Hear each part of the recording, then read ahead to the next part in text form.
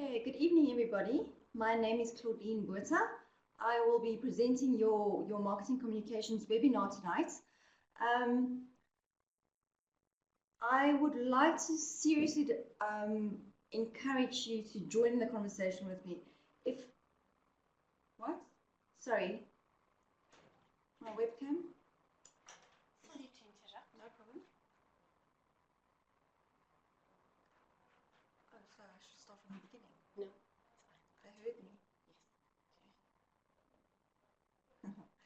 Thank you, Genevieve. Just a technical glitch there. Okay. So I'd like to really encourage you, everybody, to really join in the conversation with me, chat to me, ask. Ask, ask, ask. That's why I'm here. This is the only opportunity you've got to really ask maybe the personal questions that you do. Thank you, Jono, for your ability or your commitment rather to watch the advertisements. Hopefully all of you had a time, but we'll chat about it in question 2.2. Okay, so let's start off with the first question. Okay, question 1 of your assignment asks, explain the two schools of thought on advertising's role in the economy. Provide your answer in table format and then use a practical example to illustrate your understanding of the above mentioned process throughout your answer. If you've got the assignment in front of you, people, you will note that it says section A does not require you to apply the attached case study. This is part of section A, so you must think about your own practical example. I'm going to use an example in the cell phone market, more specifically towards Apple, Nokia, and Samsung. Just the guidelines so that you get a feel of what we're talking about, so that you can get a feel of how to apply. Okay, everybody with me? Is everybody, your speakers are working, you can see me? Happiness. Let's just see if you're awake. Etienne, Jono, Kayla, you all there? Kayla, thank you. Jono, good this side, well done. Okay, Etienne, you happiness?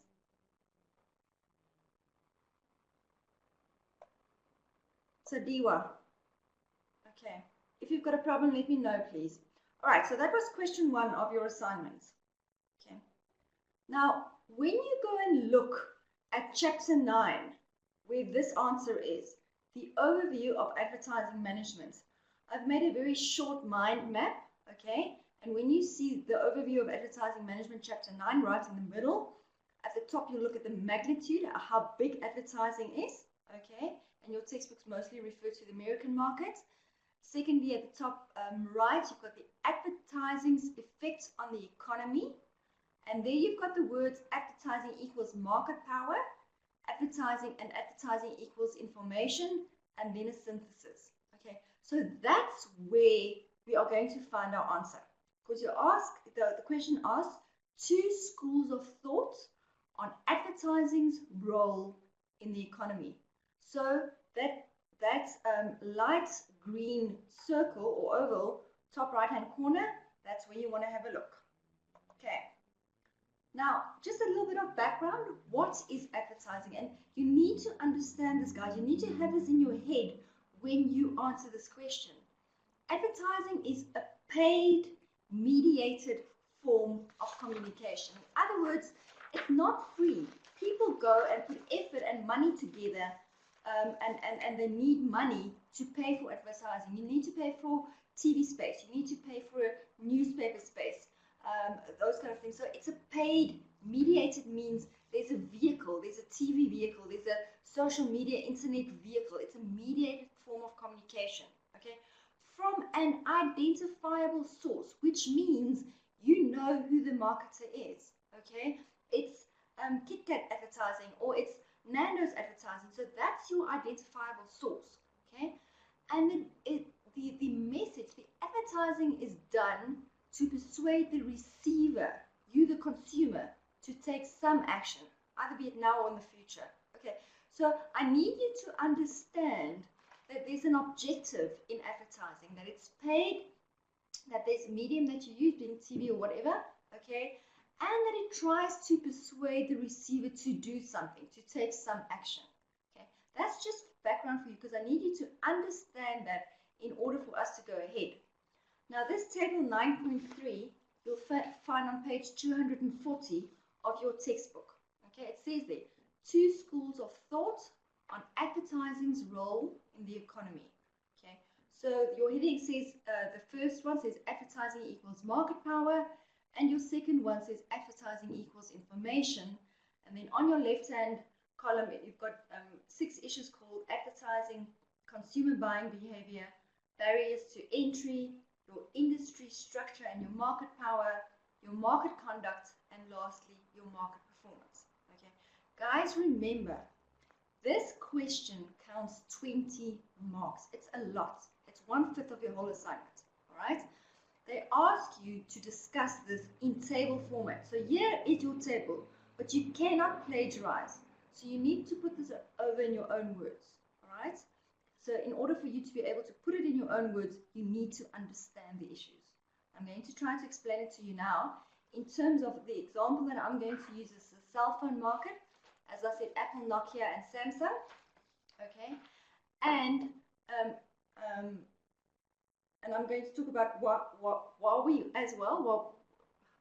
Some people say Huawei, but apparently the right pronunciation is Huawei. Okay, that as a newcomer as well. If you do not understand what I'm saying, stop me at any point in time. It's very, very important. Okay. So if we start with advertising equals market power, okay, the thing here is that advertising, what the market power, the people that believe in the market power, that advertising equals market power, they say that it affects your consumer preferences. It affects their tastes. It changes your views on what product attributes are, okay, and it differentiates your product from competitive offerings. All right. So, for example, if you are then in the cell phone industry, Nokia, Samsung, and Apple all advertise their cell phones in differentiating ways. Okay, so they differentiate their products from each other. Okay, and then advertising may, you, for example, convince you that a long life battery, which is a product attribute, is much more important than what you have previously would have thought. So when you look at your table, changes product attributes. Battery life becomes a and more important issue for you when you've been exposed to that advertisement than what you would have thought previously. Okay, that is market power. It changes the way people look at things. The advertising equals information says advertising merely, and I'm saying merely in inverted commas, informs your consumer about product attributes and does not change the way they value those attributes. Okay, they just tell them what the product can do, and it doesn't matter, and it doesn't influence how the consumer values those attributes, like in my previous battery example. For example, Nokia, Samsung, and Apple advertise their cell phones, emphasizing the different product attributes of their cell phones. This, however, does not change the importance of or value of these attributes for your consumer. So they wouldn't think that the battery life is now a more important issue than it previously was. All it says is that I understand that this product has this kind of battery power, or that it has these kinds of apps that you can use, or whatever. It's an information. It's not a persuasive message. It doesn't change the way how you perceive a product. Okay, so one is a market power. It changes the way people think about products. The other one is purely an information one. That's in terms of your advertising. Your second issue is the consumer buying behavior. Your market power leaders or your market power followers say that your consumer becomes brand loyal. Okay, if they are brand loyal, they become less price sensitive. They don't perceive, or they perceive fewer substitutes for your advertised brand. Now, in the cell phone market, if the consumer, for example, who purchases an iPhone becomes loyal to that brand, remember we're talking about loyalty here, market power equals, or advertising is market power, so he becomes brand loyal and will purchase other Apple products at higher prices. So he's not price sensitive anymore. He doesn't see Samsung, he doesn't see Nokia because he's brand loyal. All he sees now is Apple because he's brand loyal. Okay? The opposite side, where advertising equals information, says consumers become more price sensitive and buy best value. Only the relationship between price and quality affects the elasticity for a given product or the demand for a specific product. Okay, so the consumers now faced with three different cell phone providers: Apple, Nokia, and Samsung. All right, they can choose depending on their budget which one they want. They become more price sensitive. So they're faced with three different cell phone providers and can, for example, choose to buy the iPhone because it might for them be less costly and seem to provide greater value. Okay, so again, they are looking at the information in the market, they're looking at the attributes provided in the advertising, and then they make the decisions based on that. All right, there's no specific brand loyalty. They look at quality, they look at value, they look at all the range of substitutes that are available in the market, as opposed to your market power one that says only Nokia is my brand. I won't buy any brands. I'm brand loyal. Doesn't matter whether Apple. My apologies. I mean Apple. Only Apple is the one that I like. I'm brand loyal to Apple. I don't care if Apple phone costs 5,000 Rand more than Samsung or whatever. I only buy an Apple phone, okay, or an iPhone. Okay, so that's the first two issues. The third issue is barriers to entry. What your market power people say is that potential entrants must overcome established brand loyalty and spend relatively more on advertising. Okay, so now we've got Samsung, Apple, and Nokia in this market. Now Huawei wants to come into the market. And what advertising equals market power people are saying is that they must overcome my brand loyalty to Apple, and therefore they must spend much more money in the market to persuade me as a loyal customer of Apple to purchase a Huawei product. I hope that makes sense, guys. So they're saying because of your brand loyal customers, newcomers into the market need to spend lots and lots more on advertising just to pull away those brand loyal people or brand loyal customers away from Apple, for example. Okay. On the other side, advertising equals information says your advertising makes entry possible for new brands because it can communicate product attributes to your consumer. So for Huawei to come into the market is quite easy because all they say is that my cell phone has these and these and these product benefits or product attributes, and then the consumer can then decide based on what the advertisement has said. I'm going to answer you just now, Jono. What in terms of what the advertisement has said, they can choose, the consumer can choose which product to buy. Jono, very, very important. Yes, you have to. Okay, because it says, your question does say, use a practical example to illustrate your understanding of the above mentioned process throughout your answer. Okay, do we need to give examples for each point on both sides? I would say yes. I would actually, whilst we're talking about that, Jono, the whole question is 20 marks. Okay, for each. So I would, for each issue under market power, there are 6 issues. Okay, you can stick to the 5 that you are most comfortable with. Talk about the theory. Okay, for 5 marks. What does that mean? What does barriers to entry mean in theory? Okay, what is the application? So if you look only as a market power, there are 5 issues. Each issue gets a theory mark. A theory mark. Let me just get my thumb in there. Yeah, a theory mark there. An application mark. So that's 2 issues for advertising. Under advertising equals market power. Another 2 for advertising equals information. That's 4 marks. Okay, on one issue, 4 times 5 equals 20. I hope I make sense. All right. So you have to apply on both sides, and you're going to see it's quite difficult in your mind to understand, because we usually in marketing communications we say advertising is an information thing. So for me personally, at least, that was easier to apply. But when you think about the market power and to contradict the two, it becomes quite tricky, but you need to think about it. Okay, so yes, apply to both sides. Okay, let's continue. Number 4 is your industry structure and your market power. Okay, ooh, sorry, I just nearly died there. Okay, industry structure, it says firms are insulated from market completion and potential rivals. Concentration increases, leaving firms with more discretionary power. Okay, now if your companies become insulated from market completion and market power, it basically means they form like a little secure circle and they're not worried about competition because people are brand loyal, they're less price sensitive, those kind of things. So in effect, if I can put it like that, they're not actually worried about being competitive in the market because they feel that people are very loyal. Okay, what I've said here is because of brand loyalty and high barriers to entry, Apple is insulated from competitors such as Huawei. Okay, Apple, they can then choose how to use this power.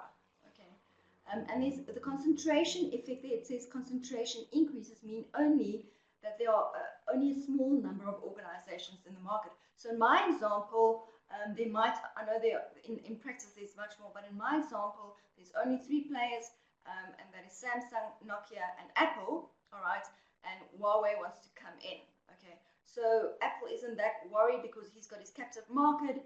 People are brand loyal; they're not price sensitive. So they're quite powerful in the sense, or so they think they are. When you talk about Tadiwa, do we give examples based on one industry only?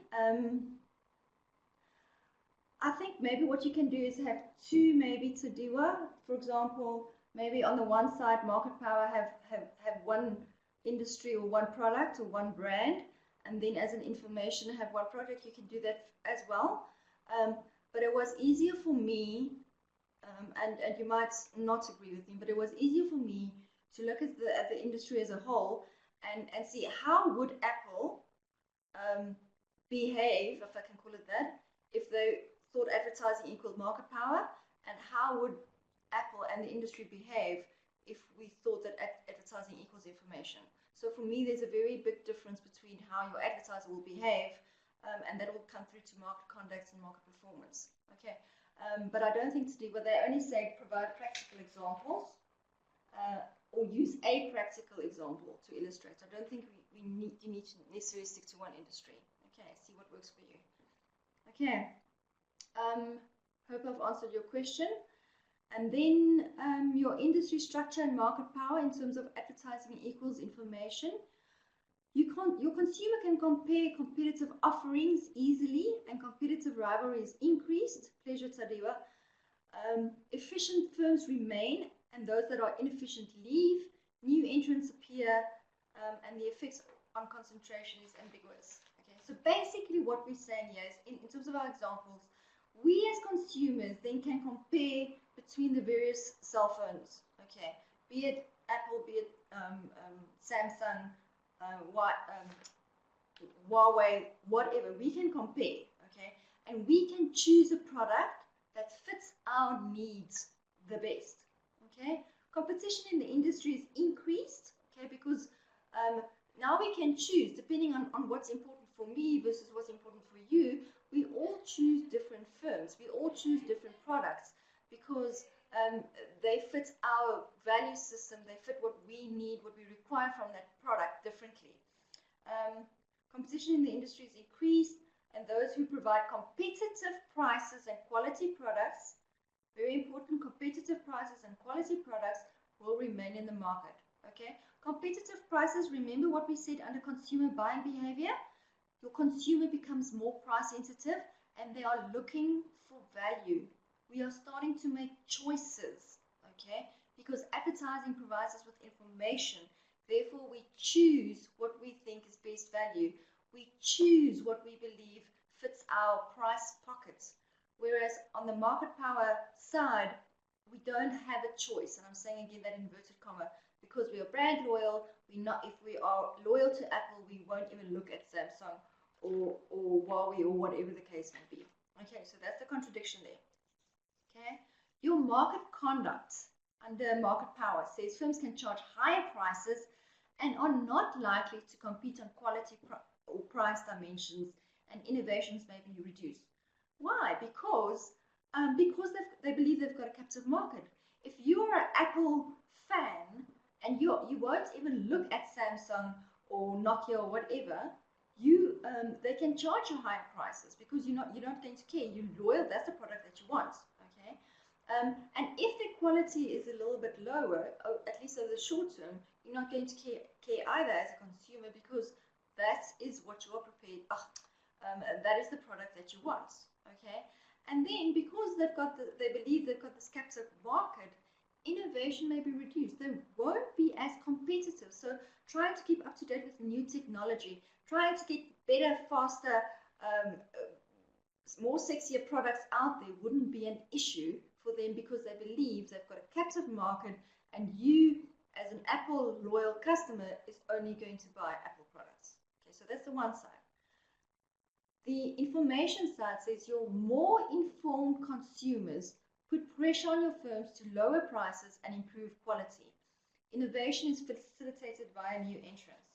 Okay, so what I say, consumers can tell Apple to decrease, and I'm saying tell in inverted commas, because you can put pressure on them and say, but Mr. Apple or Apple, your products are too expensive. I can't afford it. I'm rather going to buy a Samsung or a Huawei or whatever because I cannot afford your Apple products. Okay, so Apple is going to say, oh damn, okay, if in order for me to keep these people or keep these customers, I need to lower my prices. They're looking for value, so I need to improve my quality the whole time. I need to innovate. If you're already in the market, or let's say in my example, if Huawei comes in as a new player in the market, they might bring in new technology that's not existing at the moment. Okay, so it's a very competitive, very vibrant, very funky market that we're talking about here. As opposed to, in my head, okay, might not be yours, but in my head, the market power is quite a stagnant market where companies think they can do anything and the consumer will still purchase their products. Okay, and the last issue is market performance. High prices and excessive profits accrue to advertisers and give them even more incentive to advertise their products. Output is restricted compared to conditions of perfect competition. Okay, and basically there's a lot of words, but what I've said here is because advertising creates market power and brand loyalty, Apple would invest even more in advertising and therefore even have higher profits or increase their profits. Okay, the other side says industry prices are decreased.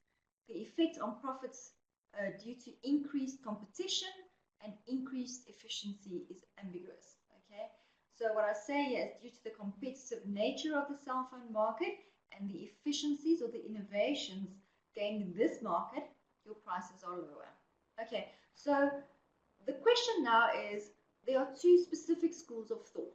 Okay, which one is right and which one is wrong? Okay, and you'll see in your textbook there is no right and wrong there. Okay, we tend to think from a marketing perspective, we tend to think that customers have a choice. We tend to think that customers, especially in today's day and age with the economy, etc., is becoming more price sensitive. Definitely in South Africa, value is becoming much more of an issue. For example, people would maybe rather buy from Woolworths because they believe it's quality clothes vis-a-vis Mr. Price, where they might feel that, or Pep or whatever, that they might feel, true or not, that the quality of the product is lower. But the fact of the matter is we've got choices. When we look at advertising equals information, we have got choices in terms of what we can buy, what is important for us, those kind of things. Market power, okay, it believes that it affects consumers quite substantially in terms of what they like, what they prefer, what product attributes are important for them, how they see different products, those kind of things. Okay, it creates customer loyalty. It creates a situation where people become or less price sensitive, so they are prepared to pay higher prices. And these type of companies make lots of profits. Okay, there's no right or wrong answer here, guys. In terms of not answer, there's no one who's only market power or only information. The two are linked to some, well, not linked. They overlap to some extent. Okay, and there's a sorry, let me just get that. There's a continuum, I think, in terms of where your preference lies, but it's not an either or. But in terms of your question, you need to be able to apply these issues. Remember, don't plagiarize. You know, IMM has got and any academic institution has got big things on plagiarism. Okay, so put these in your own words. Remember, it needs to be a table format, so put it into a table format and apply to your own example. Okay, I hope I've kind of given you some thought there. Okay, remember, do not apply to the cell phone industry now. I've already used it. Get something else, please. All right, thanks. Now, question number 2.1 says, briefly explain the difference between the consumer processing model, or the CPM, and the hedonic experiential model, or the HEM. Okay. If you go and look at chapter 6, your communication process and consumer behavior. I've made a little mind map there. At the top, you'll see the number 1, the orange oval. It says communication process, elements in the communication process. On the right hand side, you'll say 2, marketing, communications, and meaning. And there's a couple of issues there. And then on the left hand side, in the gray oval, you'll see behavioral foundations of marketing communication. The first bullet gives consumer processing model, 8 stages. And the second bullet says the hedonic experiential model. Okay, and that's where our answer lies. The behavioral foundations of marketing communication. Now, guys, this chapter 8 is about the communication process. When we speak to our clients, okay, we are trying to achieve certain objectives. We don't advertise just to use money, okay? We advertise with a specific objective in mind. We might want to create value. We want to create awareness. We might want to encourage them to purchase. But we've got various objectives when we communicate. Okay, so we're talking about the communication process, and then there's consumer behavior. After you, as an advertiser, have spoken to your consumer, you want them to do something. Okay, you want some or other consumer behavior to change, or what it is, whatever your objective is. Okay, so when I want you to look at this chapter as to how people behave after they've been exposed to some form of marketing communication. It might be to TV advertisements, it might be a magazine ad, it could be a company newsletter. It doesn't matter what it is, but the fact of the matter is there's been communication and there's a response from your consumer, and that's what we're going to look at. All right, your CPM model. Your consumer processing model, it sees that behavior is seen as a rational, highly cognitive, systematic, and reasoned. Reasoned. So what it says is that when we have been exposed to some kind of advertisement, we think about it. We use our heads, it's cognitive, okay? We go through certain processes in our head.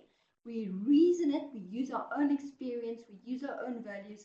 So it's a thinking process, if I can put it so easily, okay, that people go through when they have been exposed to an advertising message, okay? That's the one side. The opposite side says that consumer behavior is driven by emotions and pursuit of fun, fantasies, and feelings.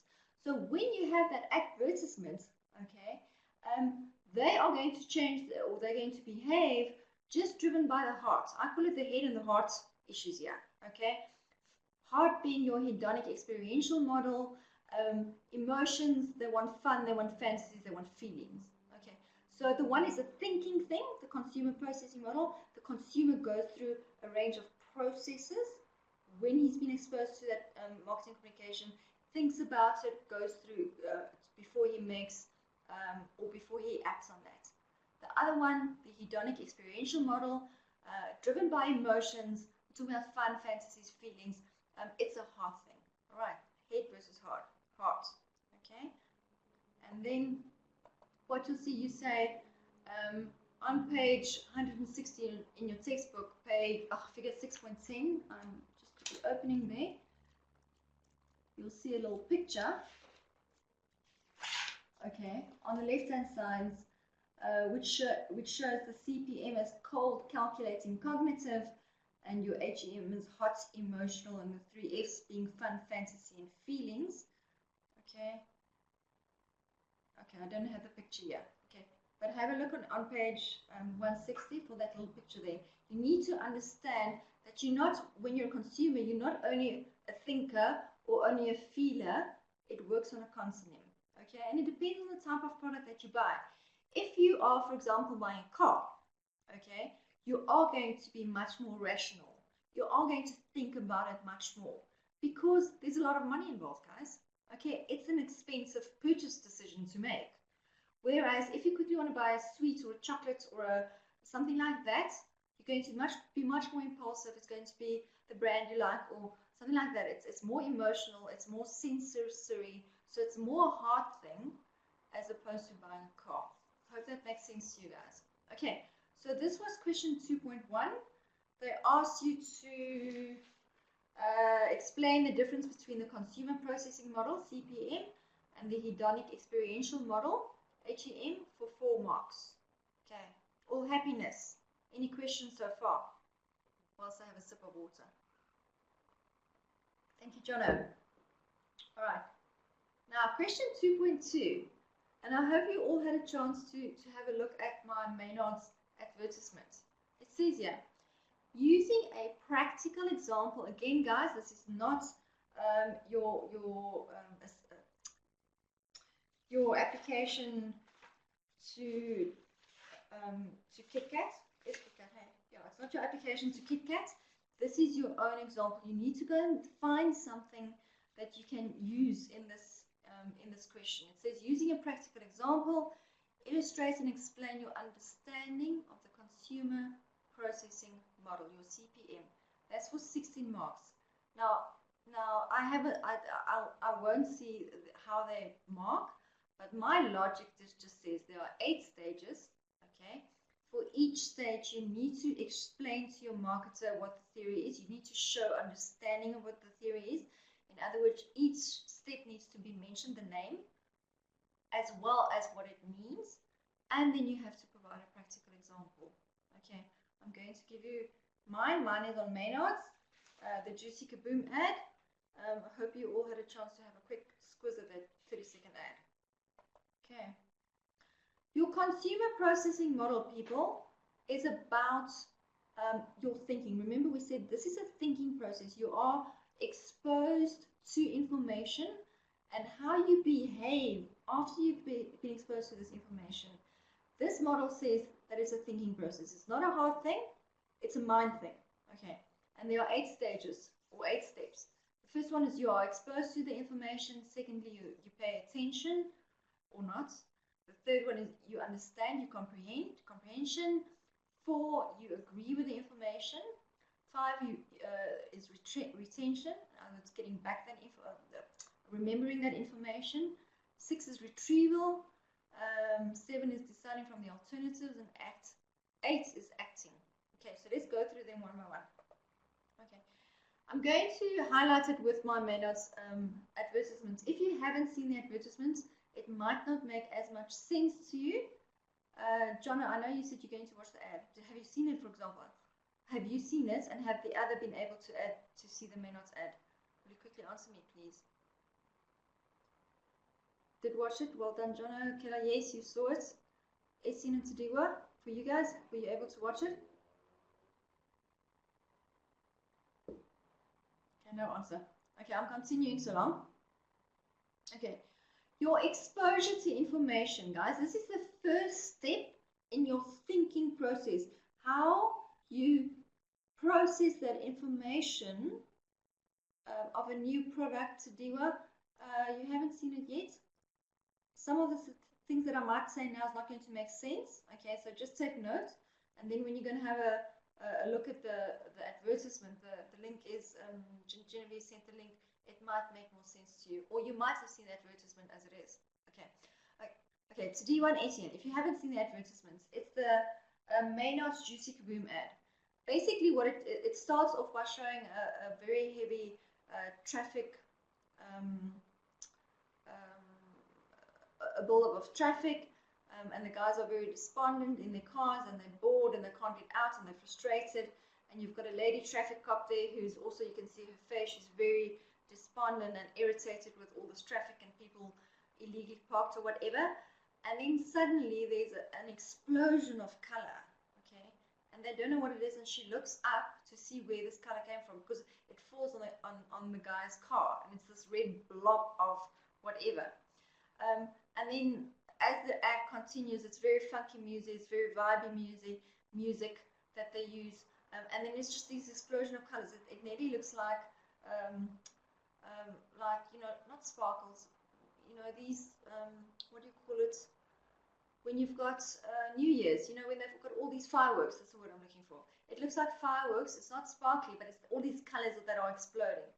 And what the Maynard then says at the end of the day is that it's the juiciness that is explained, because what happens is somebody on the top level accidentally opened their Maynard's sweets. It fell down, and when it touched something, it exploded with this color. It exploded with this juice. Okay, so hopefully that makes a little bit of sense. But going to have a look at the ad, and then what I'm going to continue to say now is going to make much more sense. Okay, so exposure to information. Exposure, your consumer was in contact with your marketer's message. Kayla, you and Jono, if you haven't seen it before, you've now been in contact with Maynard, who's the marketer, their message. Okay, it does not equal communication success. Kayla and Jono is not necessarily going to run now and buy Maynard's, or they're not going to necessarily believe that Maynard's has got all this juiciness and this flavor and these colors that the advertisement has said it does. Okay, but what it does say is, if you are exposed to this stimulus, if you are exposed to this Maynard ad over and over again, it may generate a positive effect. You might look at these Maynard wine gums as very positive. So it's a positive effect towards the object or the advertised brand through the enhanced familiarity, and they call this the truth effect. Okay, guys, you've been exposed to this advertisement, nothing else. Don't necessarily believe it. It doesn't necessarily mean that you are going to act on it. Okay, purely you have been exposed to this message. Now, the second step is paying attention. Okay, and just for your information, the Maynard's Juicy Kaboom advertisement was flighted on television on various channels. Okay, now paying attention. You've got 4 steps of attention. Either you've got involuntary attention, you've got non-voluntary attention, voluntary attention number 3, or you've got no attention. Now, attention deals with focusing or thinking of that specific message in that ad.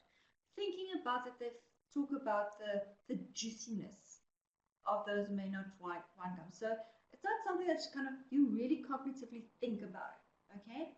The issue is there are so many messages out there that the market is just filled with advertising material. And we can't always remember all these advertisements that we've seen. Okay, so our capacity to remember is limited because of this info overload that we get from advertising. Okay, so involuntary attention basically means is if you hear a loud bump or a loud sound or whatever, you're going to have a big fright, okay, and you're going to look to see where the sound came from.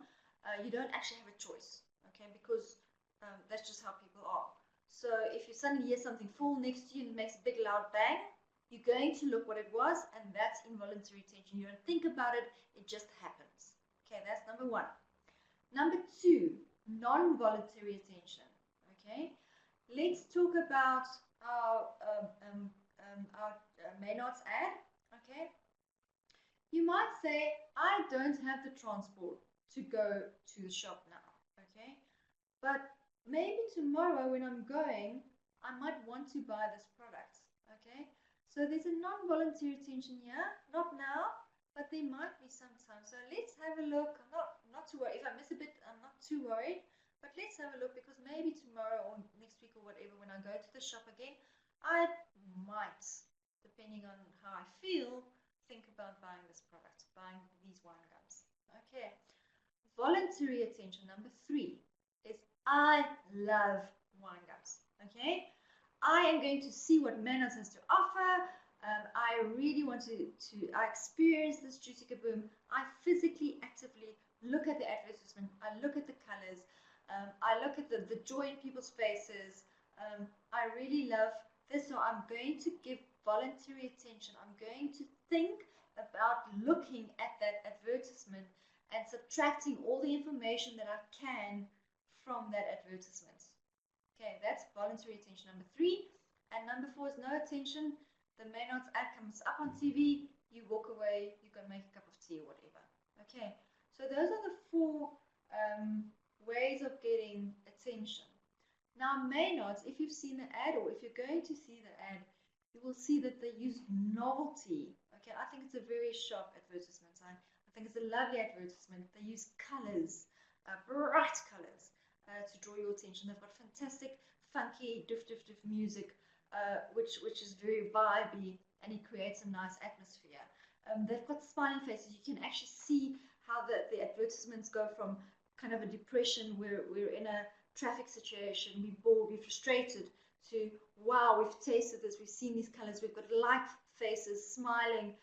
So there's a transition for you of your people in the advertisement. So there's a lot of things that engages people's attention and actually draws your attention to this advertisement. Okay. Paying attention. Okay, this is actually what I wanted to say. The factors accounting for your attention, attention selectivity, are the sound, the colors, the smell, how novel it is, what kind of experience you've previously maybe had with Maynard's, your needs. Are you a sweet tooth? Do you like wine gums? Those kind of things. Expectations. Do you believe that this product is going to satisfy one of your needs, your values, your culture, those kind of things? So there's a whole host of things that influences whether you're going to pay attention or not. Okay. And the reason why I paid attention to this advertisement, me personally, except that my 2 sons forced me to watch this advertisement, but really it's the stimulus intensity, the colors, the sounds, the novelty, that drew my attention and that kept my attention throughout the advertisement. I think it was a very clever ad. Okay. That was step 2. When we continue to step 3, comprehension, remember guys, I want you to think about the whole time as a thinking consumer processing. You're processing information in your head. Your consumers processing information in their heads after they've been exposed to the Maynard's ad, after they've been exposed to the marketer's ad. Okay. Comprehension means understanding and creating meaning out of stimuli and symbols. You will note that nobody speaks in the Maynard's advertisements. Okay, so they're using the colors, they're using the Maynard's package at the end, those kind of symbols to advertise. No vocal or verbal talking in the ad. Interpreting stimuli involves selective perception.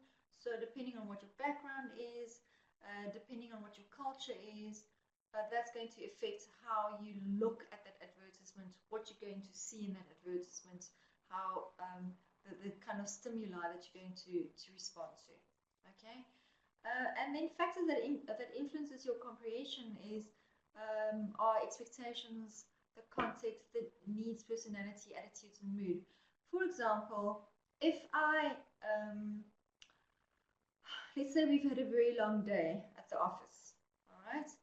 And you kind of feel sorry for yourself. You might have had a fallout with your boss, and you need a bit of TLC. Okay, you might be the person that thinks that a sweet might just give you that little TLC that you need. Okay, you might not be like that. Okay, or chocolate or whatever, but you might believe that at that point in time that Maynard wine gum would have been great. It would have been good for you, for your mood. Or in my class situation, for example, I had a lady that she is crazy about wine gums, and her attitude towards wine gums is just positive, positive, positive, positive. She loved the ad. She loves wine gums, so she comprehended this message. She understood this message ASAP. Okay. So there are factors of comprehension. Then, step number 4 in our thinking process is comprehension by itself does not ensure that the message influences consumers' behavior. If you understand the message, it does not necessarily mean that you are going to be more positive towards Maynards, that you're going to run out and buy Maynards. It doesn't. It just, agreement depends on whether the message is credible and the quality of arguments. Now, if we look at the credibility of Maynards, it says that it's packed with juiciness, and you see the explosions and the colors. So in my mind, you may disagree with me totally, which is fine, but in my mind, it's quite credible, okay? And whether the information is compatible with the values that are important to the consumer. Do you believe, as a consumer, that Maynard should be juicy, that it should be, or wine gums, that it should be juicy, that it should be packed with flavor, that it should be colorful? Is that what you believe wine gums should look like? Okay, so you've got values, and I know it's only wine gums, but when you think about a car, for example, let's say a BMW car, a new range BMW car, and they say it's the best new, with the fastest engine in terms of or the fastest performance in the market.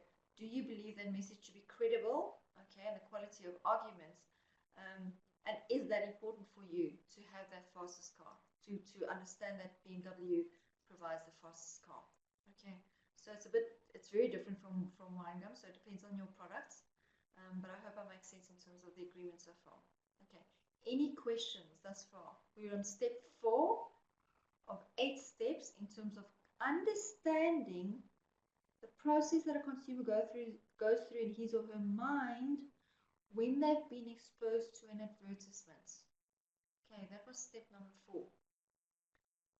Step number 5, retention. Okay, so I just want to get to it in my slides.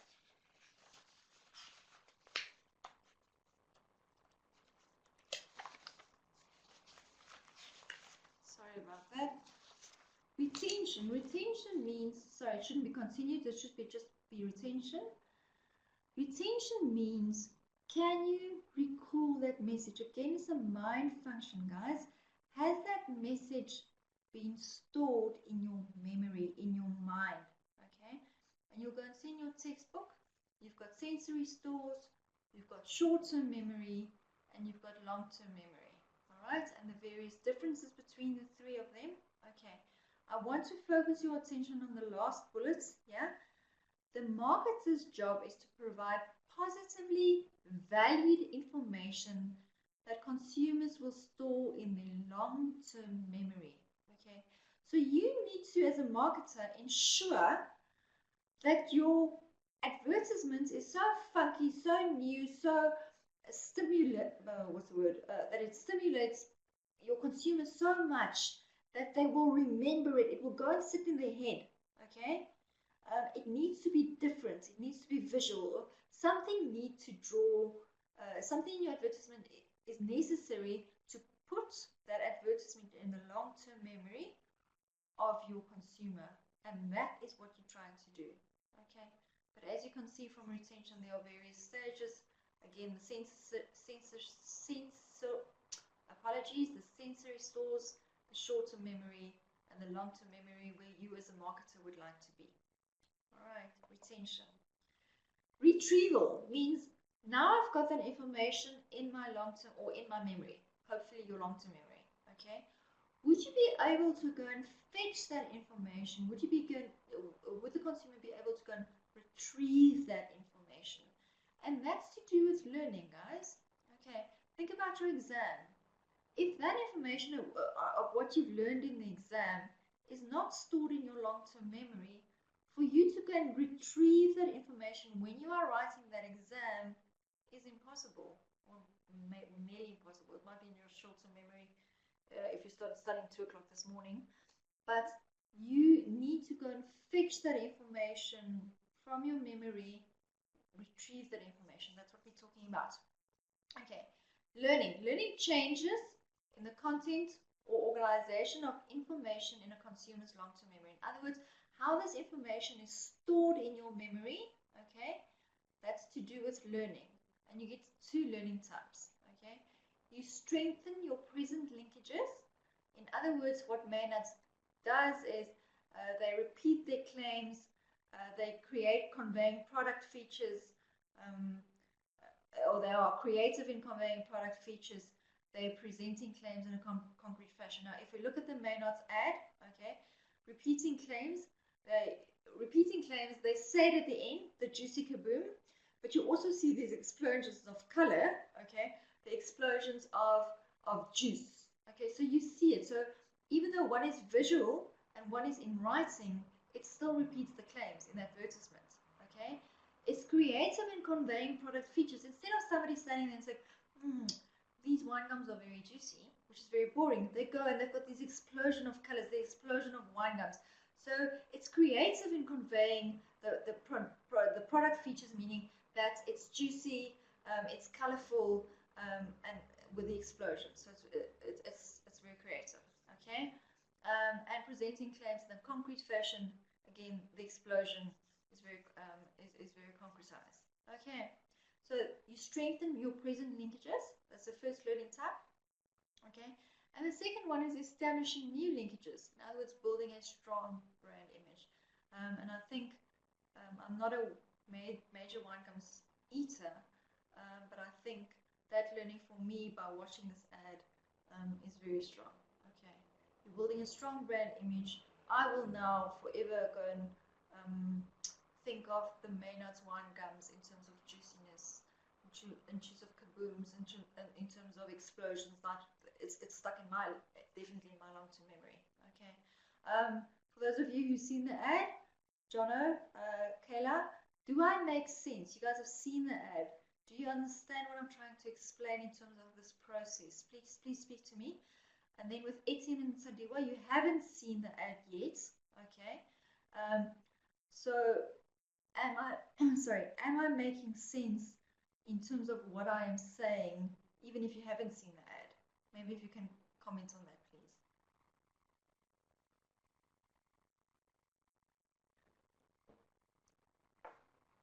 Okay, I'll just wait for your answers. 100%. Thanks, Etienne.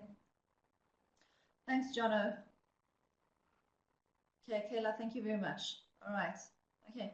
So, guys, we're still talking about, now we've been, I just quickly want to recap. I'm going to look at my notes. I'm not going back on the slides. But remember, we said the first step was exposure. We've been exposed to our advertisements. The second step was whether we paid attention or not to the ad, okay, to the Maynard's ad. The third step was whether we understood the ad. Did we understand what they were saying? Comprehension. Okay, thank you, Tadiwa. Okay, the fourth one is, do we agree with what they're saying? Okay, me as a consumer, do I agree with what they're trying to portray in terms of juiciness and colors and those kind of things? And you might say yes, or you might say no. We all experience advertisements in different ways. The fifth step, guys, was retention. Okay, putting that into your long-term memory, or that's the objective. Advertisers aren't always successful to put it into your long-term memory, but that's the objective. The sixth step here we've got in front of you is retrieval, getting that from your long-term memory, learning what the issues are in terms of Maynard's wine gums. The seventh, retrieval, sorry, concretizing. Now, if you are the marketer, okay, and you want people to be able to remember this advertisements, there are a couple of tips that you can apply. Okay, concretizing by providing concrete, and I'll explain to you versus abstract examples. New information is better learned and accessed. Okay, you will also see in your textbook it says Anderson's splitting hard-boiled eggs as a relief for splitting headaches. I went to try and see if I could find this advertisement. Unfortunately, I couldn't. But Anderson is like our South African Disprin, okay, or Myprodol or whatever you use for headaches, okay. And the way that I understand is that this little pill comes and splits a hard-boiled egg, which is an analogy for your head, okay. So in Anderson comes, this tablet comes, it splits the hard-boiled egg, and your headache is gone, okay. So they've used a very concrete example, okay, to try to explain what the product does. So that's concretizing. Imagery, you've got an image on page 169 in your textbook. It's a British Airways ad, okay, and they use visualization, okay. What they do here is with this beautiful visual picture, if you are on there at the moment, it says the luxury sale. It means that with British Airways, you can go on this very exotic holiday, okay? So they don't show an airplane, which is boring, or they do have their logo there and so on, but they explain to you that if you use their services, this could be the result of using their services. You can sit in this exotic island set up with this beautiful sea view, etc., etc. So there's a mental image, okay, and the aspect of visualization is also used. So it's figure 615 on page 169. Okay. The other thing that marketers use to try to get this advertisement stuck in your head is dual coding theory. And my little Jack's camera shop is the example.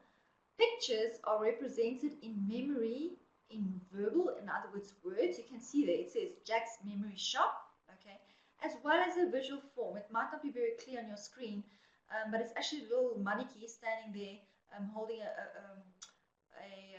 camera in his hand, and it looks as though he's taking a photograph. Okay, so you've got Jack's camera shop, which are the verbal words, the visual words, and you've got a little picture there as well, and the two go hand in hand. So that they call that dual coding. Okay, so these are three types of things that a marketer use to try to get the consumer to learn about that brand, to get it into their heads, so that it's stuck in their long-term memory and they can retrieve it as and when necessary. So that when I go to the shop tomorrow and I see I'm in the mood for something sweet, I'm going to think, Maynard's wine gums. That's what I'm looking for because that's in my long-term memory. Okay. Number 7, consumer decision making. Okay. You get A is affect referral, which is low involvement products. B is compensatory heuristics, high involvement products. C is non-compensatory heuristics, and D are phased strategies. Okay. Guys, taking into account that this is only 16 marks, I wouldn't go into too much detail here in terms of how decisions are made. But basically what this step boils down to is I now as a consumer have been exposed to this ad, Maynard's, but also many other ads. It might be, for example, Lindor, which is chocolate. It's not the same thing, but it's going they are basically substitutes of each other because they're going to touch on the same need that I've got, something sweet. Okay. So of all the advertisements that I've got, with all my previous experience, with everything that I've learned of various products so far, I need to go and make a decision. I need to go and choose what is it that I'm going to buy. Okay. Consumer decision processing, in other words, you're deciding from alternatives. Which brand are you going to choose based on all the bits of knowledge that you've got? For example, Maynard is a wine gum. You have specific beliefs. Maynard is filled with juiciness, with colors, with flavor and attitudes. I like wine gums. Okay, so all everything that you've got together with Maynard, sorry, you as a consumer needs to make a decision. Okay. And lastly, step 8, and I'm saying here very facetiously, it could include the purchase of the product, but sometimes factors come in that prevent people from following through with their intentions. You might think now, tomorrow I am going to buy Maynard's when I go into the shop, and then either you don't have enough money, or you see a piece of chocolate cake which looks more yummier than your Maynard's, or whatever it may be, and action does not become a purchasing thing. Okay. So guys, these are the 8 steps. You have to have your own example. You cannot use mine, please. Okay. And if I can give you any advice, go and choose a subject or a topic that you really like. If you're, for example, into cars and you've got a specific brand that you are quite loyal to, even if you don't drive it specifically, let's say you would love to have a Porsche one day, or you love Volkswagen Beetles, which I do, go and take that brand and analyze it in terms of this. Okay, take something that you really like, because it's going to make you more interested in understanding how consumers think when they are affected to this product of yours. Okay, make sense? I hope so.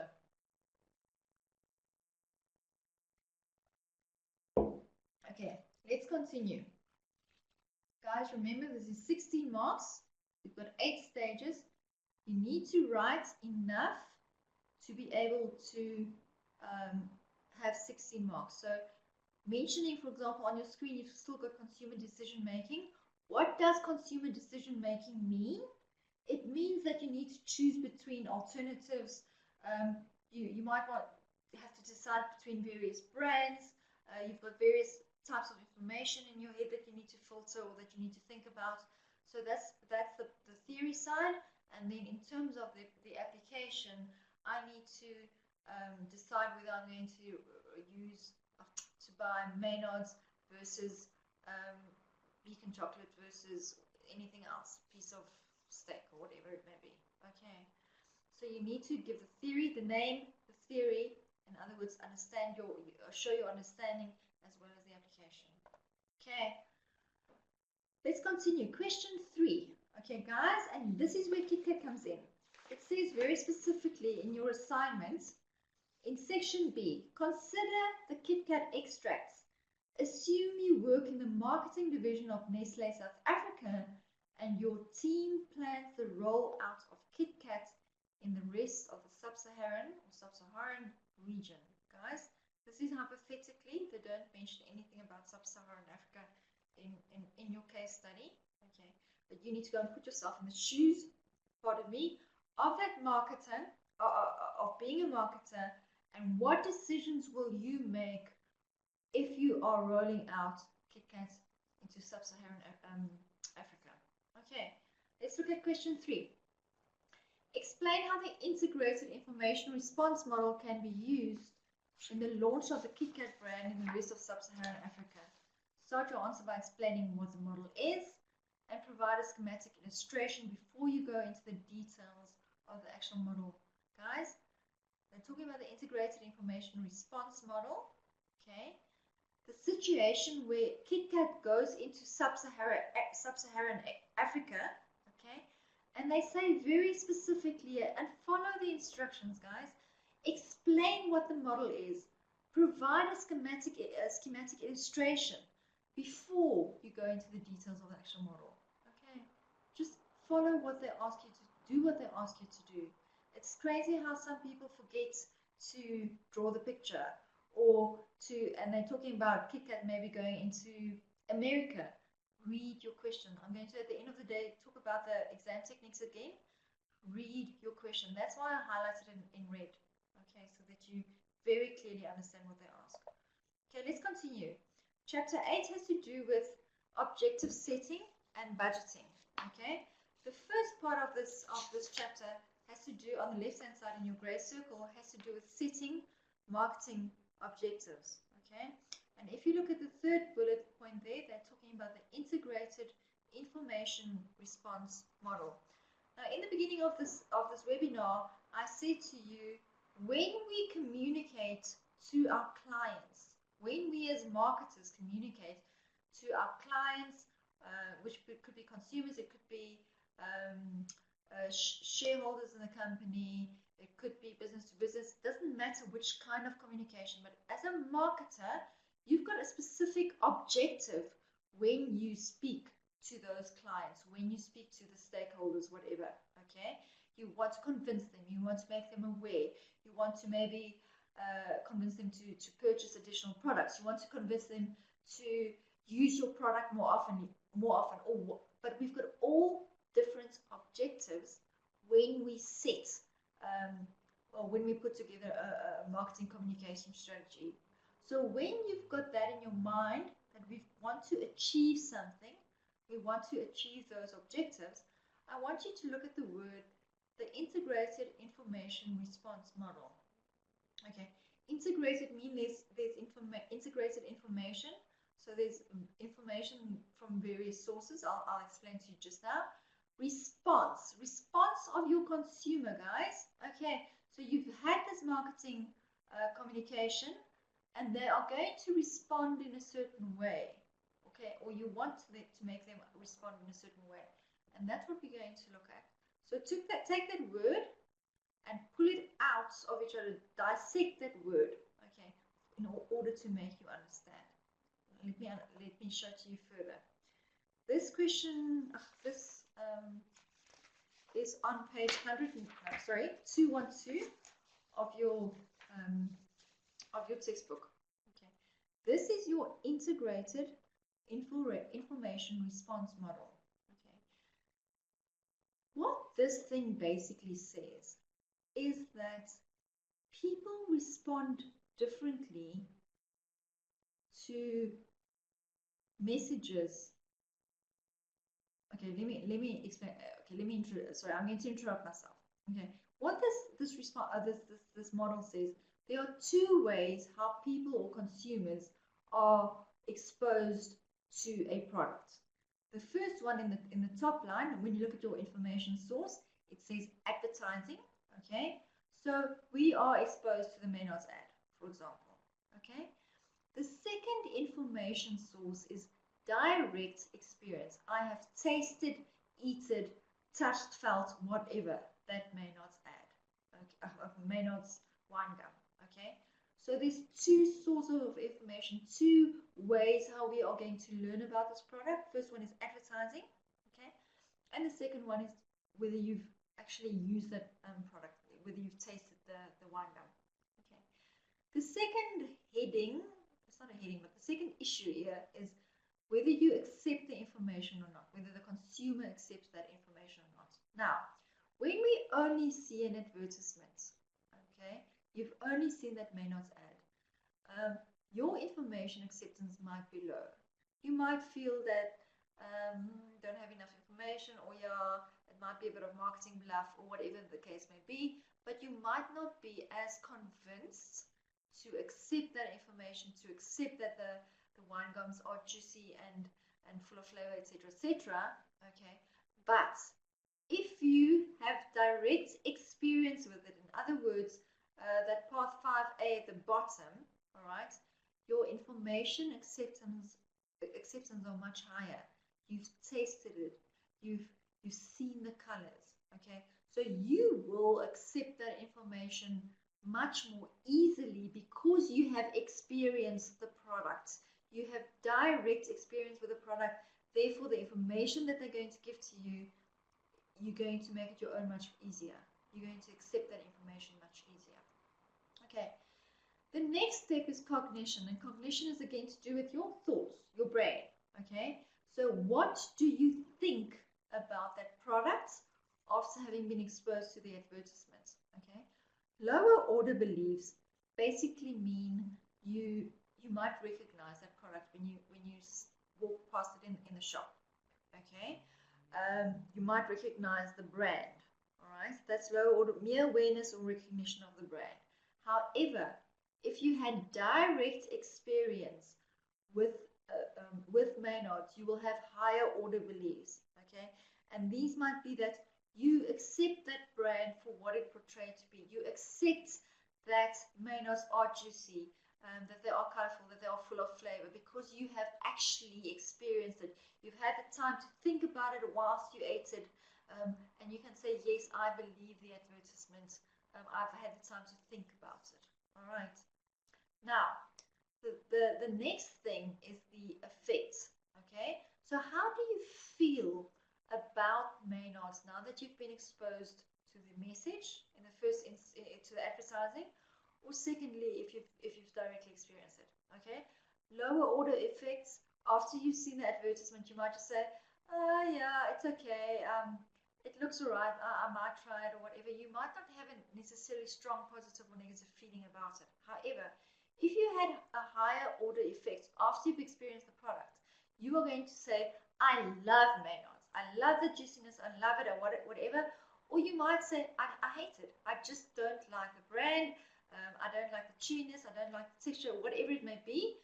But you are going to form a higher order effect after you have had direct experience with that brand. Okay. And then lastly, conation. Conation, I'm not English speaking at home, so I had to go and look in the dictionary what conation means. And for me, I equal conation to acting. Okay. Acting as in act to buy or act to believe or act to do something. When you have been exposed to the advertisements of Maynards, okay, your conation part of this diagram might be tried. You might go and say, I think I'm going to try Maynards. They look funky, they look nice to eat, they look full of flavor. So I'm going to buy a packet and try these. Okay.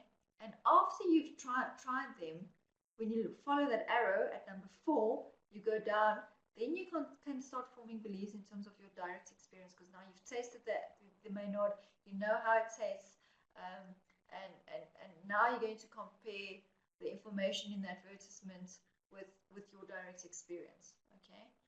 And if you follow that process right through from direct experience, hopefully, or what the marketer hopes at the end of the day, is that you are committed to that product. You are going to buy that product, and you're going to repeat buy that product, because Maynards are just the best. Okay.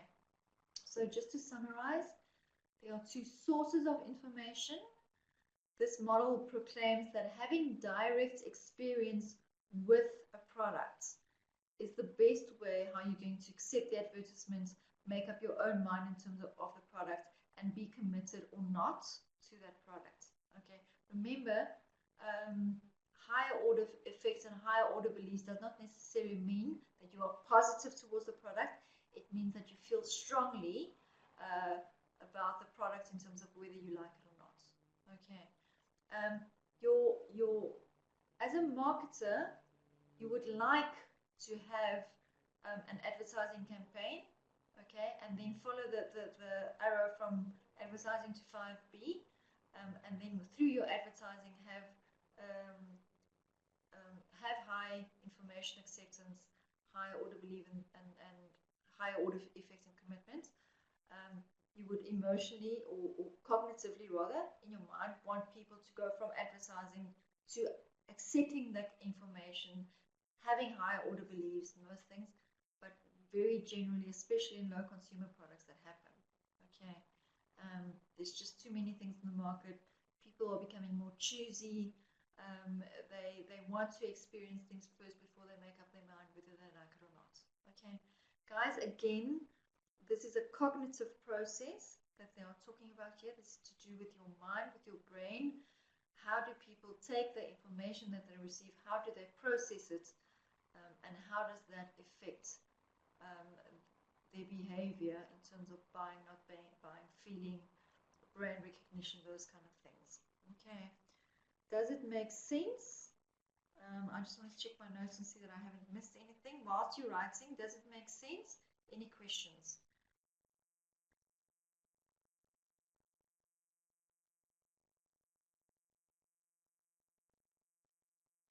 Okay, nobody's writing. Does that mean I have bombed you out in terms of you've got no clue what I'm talking about? Or does it mean that you guys are all right?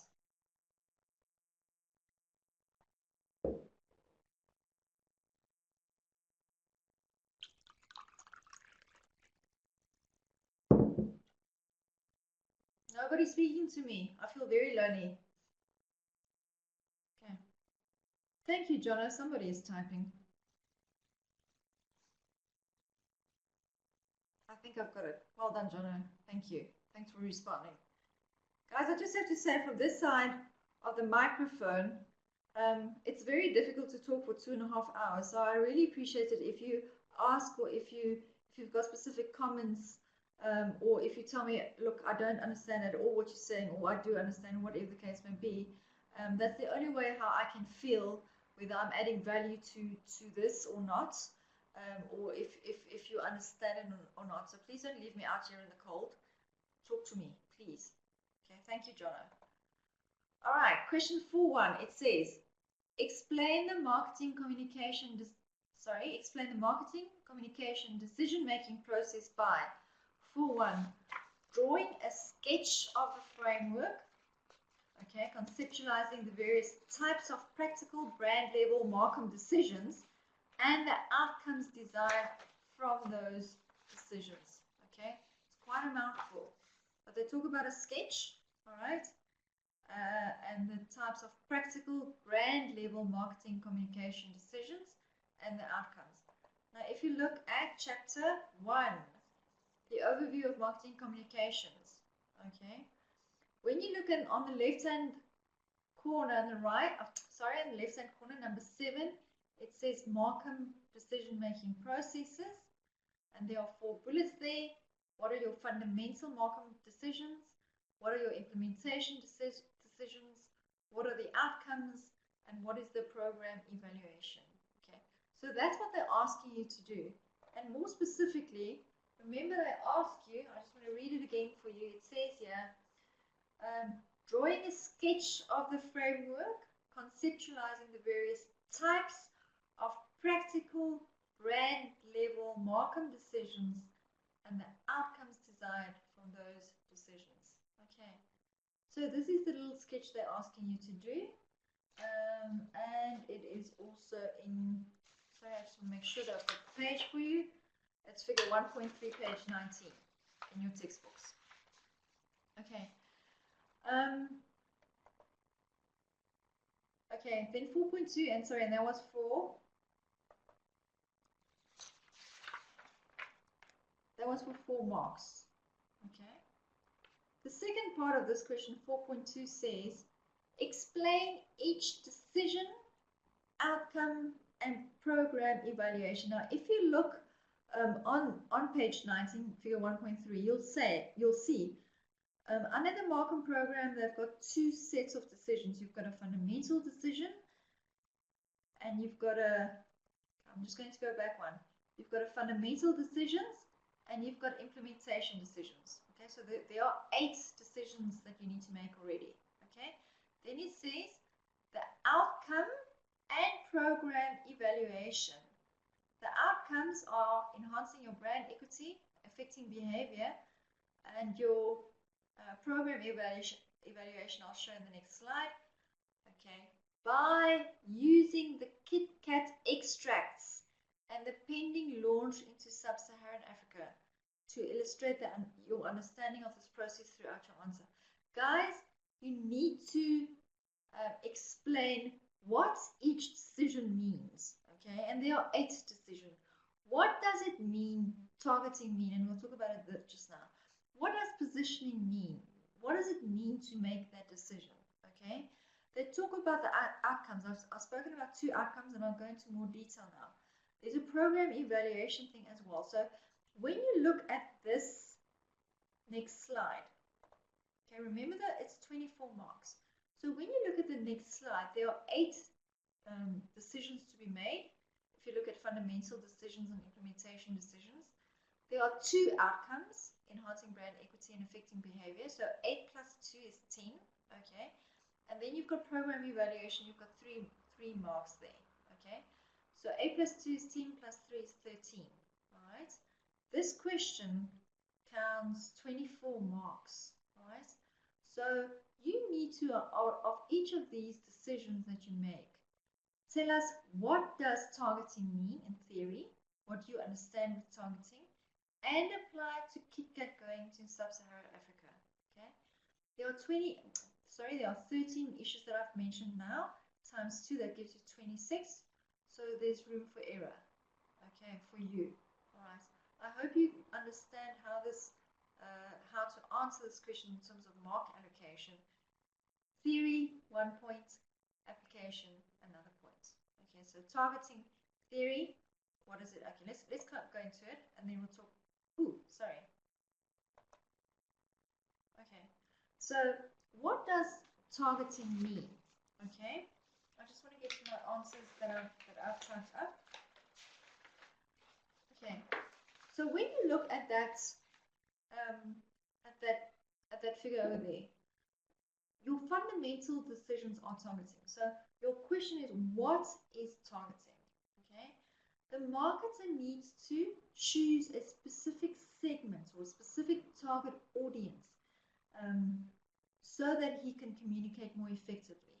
Okay, remember, guys, we are talking about KitKat now. I want you to get that in your head as we talk. Your question: you are the marketer. You want to go to Sub-Saharan Africa. Who in Sub-Saharan Africa are you going to target your message to? Is it going to be, for example, I know in your case study they talk about a broad consumer profile.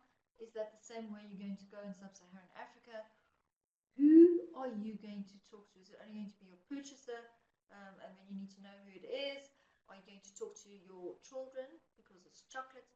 Who are you going to target in terms of your advertising message? So, first mark in terms of this is you're going to have your little heading saying targeting. Targeting means the marketer needs to select a target audience so that message is delivered more effectively. That's one mark. Okay. Who is KitKat going to talk to?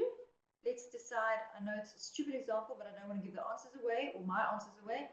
Let's say they decide to target all pensioners. That's the other mark. Okay. One mark for the theory, one mark for the application. All right. Positioning. What does positioning mean? Brand positioning is a statement that distinguishes your KitKat brand from any other chocolate brand.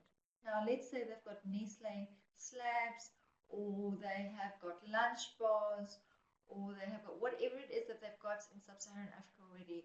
How is KitKat going to position themselves to make them different from the other confectioneries, from the other chocolates? Okay, so you need to go think about how are they going to position themselves, what issues are they going to use in their marketing communication to make them stand out from their competitors. Okay. Fundamental decision number 3, setting objectives. Okay.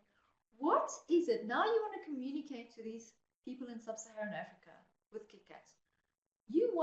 What is it that you want to achieve? Remember, guys, they might never have been exposed to KitKat. So you need to set your objectives, and you need to go and say, my objective as marketing manager South Africa Nestle is, when we go to Sub-Saharan Africa with KitKat, is to achieve X, Y, and Z. Okay. I can't give away what my objective would have been because that's mine. All right. But you need to think about it logically. It's a new product in a new, well, it's a product in a new market. Okay. What do they know about my products? Okay.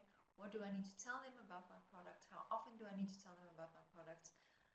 What is it that I need to achieve my objectives when I communicate with them? Okay, think about it. All right, and then budgeting. Okay, what is the most appropriate budget for the brand, and how can it use most effectively in order to achieve my marketing objectives? Okay, so if your objective, for example, might be to, I don't want to give it away, or give my answers. Okay, I'm going to have a read at it. What is the most appropriate budget? Because there's always budget constraints when you do marketing, when you communicate. So what is the most best way of budgeting? Sorry, Jana, I only saw your question now. Would we use the attributes of the products Are you, Jana, referring to the previous question? Just answer his question first. You could use the attributes of the product, okay, if that's what you want to do as the marketer, okay. If you want to say that it's the creamiest chocolate, okay, and use that as the way how you position it, yes. But you can also position it in terms of an image thing. You can position it in terms of how it's going to make you feel when you eat it. So yeah, but that's your challenge, Jonna. You as the marketer needs to go out and say, I'm going to position Kit Kat on these and these bases, or on this basis, because X, Y, and Z, and explain yourself. Okay. And then your implementation decisions that run from after you've made the fundamental decisions. You're welcome, Jono. After you've made your fundamental decisions in terms of targeting, positioning, setting your objectives, and putting together a budget, you've got certain implementation decisions. Okay, those are, the first one is your mixing of your elements. Okay, your elements here refer to the various tools that you can use to get your message there. And here we're talking about maybe TV advertising, mass market advertising. Are you going to use point of purchase promotionals? Are you going to use, are you going to dish out samples? What are you going to do? Which elements of your of communication are you going to use to get your market, or to speak to your market? Those are the mixing elements, your talking elements, if I can call it that. Which mediums are you going to use to speak to your potential clients or your potential customers? Okay, creating messages. All right, this is whether the message should be in the form of an advertisement, a publicity release, a program, a promotion, a package design. So how are you going to create those messages? Okay, you'll see your textbook gives you a couple of not examples, but ways of how you can do it. So you might feel that a PR release, a publicity release, is going to be the best way of creating that message. It's not, but as an example, going out, Kit Kat might decide that that's the way they want to go. Okay, but you need to go and say, how are you going to create this message? Which form of advertising are you going to use? And you need to, guys, listen. You need to explain, to motivate why you are choosing that specific way of doing it. All right. Selecting media. Okay. This is whether you're going to use TV, radio, personal sales, telemarketing. What media are you going to use to get that message across to your target market? And whichever medium, guys, you choose for Kit Kats, you need to explain why you say that. Where do you find your market? Okay. Is it a very specific market? Is it a broad market? If it's a broad market, do you believe that that specific media you've chosen, let's say you've got a specific, a local newspaper, is that going to achieve your objectives? If you've got in a very narrow geographic area, you've got a newspaper there, and you put your advertisement of Kit Kat in there, but you are targeting a broad audience, are you going to achieve what you want to achieve, guys? So these things are interlinked. They form a little story, they form a little picture, so when you look at this, they are all interlinking. You need to make sure that when you select the media, in other words, TV, radio, newspaper, whatever, that forms part and parcel of your objectives, okay? That forms part and parcel of your target market, okay? They need to work together, guys. You can't say, for example, you are going to focus your communication decision on a specific area. Let's say you talk about Zimbabwe, for example. You're going to focus your marketing campaign in Bulawayo, but actually you're targeting the whole of Zimbabwe, for example. Okay, it doesn't make sense. So the two need to work together. Okay, so selecting your media. That's the instrument or the medium. That's your radio, telemarketing, those kind of things. And establishing momentum, guys. You need to have a creative enough advertisement or campaign or sales promotion or whatever you decide to do, which you're going to tell your marker about in the previous decisions, to create a momentum amongst the consumer, creating momentum, you're creating a buzz, you're creating excitement about your product, you get people to talk about your product. Okay, establishing momentum. And your challenge as a marketer is if people have started talking about Kit Kats due to what you've been doing previously, you need to maintain that momentum. What are you going to do to maintain that momentum? Okay, so that are your two, sorry, let me just get this back, thank you. Those are your, from your marketing program point of view, these are the two issues you need to think about. Your fundamental decisions, those four, starting with targeting, ending with budgeting, and then after you've decided that, you've got implementation decisions. In other words, this marketing program that I want, the way that I'm going to speak to my potential consumers, how am I going to do it? Okay, that is the mixing element, the media, the momentum, those kind of things. Okay, so from this marketing program, you've now spoken to your clients, okay, or your potential consumers. Okay, from that program, you set objectives and you've got certain outcomes. Okay. Now, in terms of your little diagram here, you've got two outcomes. One is enhancing brand equity, and the other one is affecting behavior. Okay.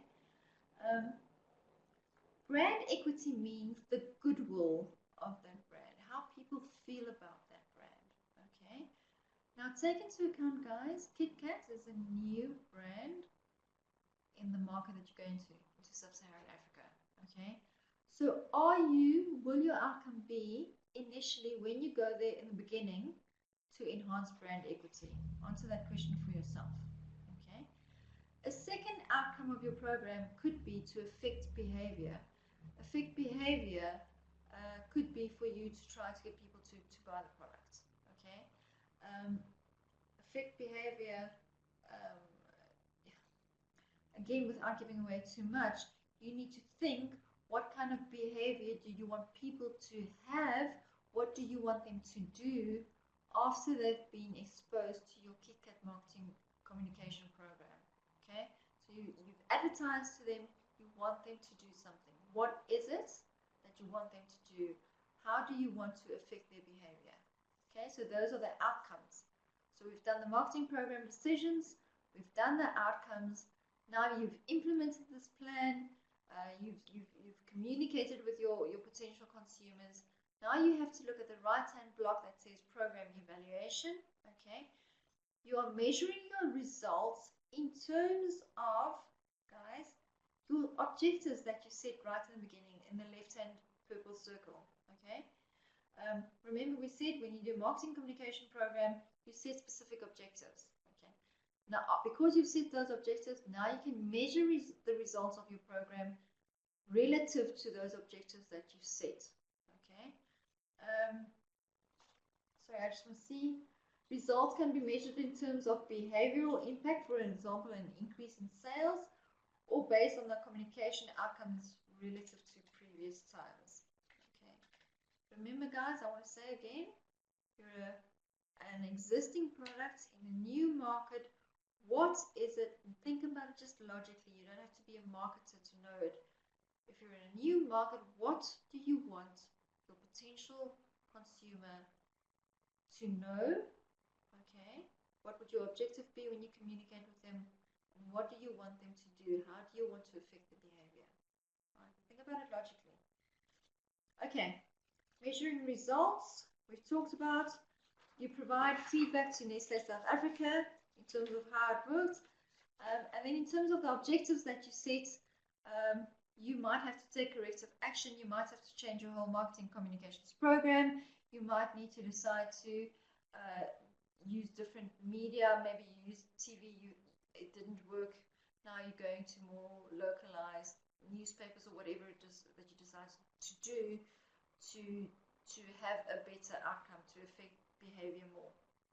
Okay. Steve, are you struggling with sound?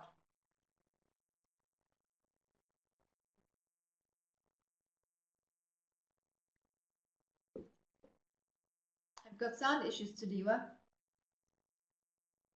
Anybody else got sound issues? No. Okay. Tadiwa, I'll try to, no. Okay, today I'll try to talk a little bit louder. Hopefully that works. Okay. Jono, I'm waiting for your question before I'm going to continue. Okay. But this is question 4.2. As I said to you previously, guys, it counts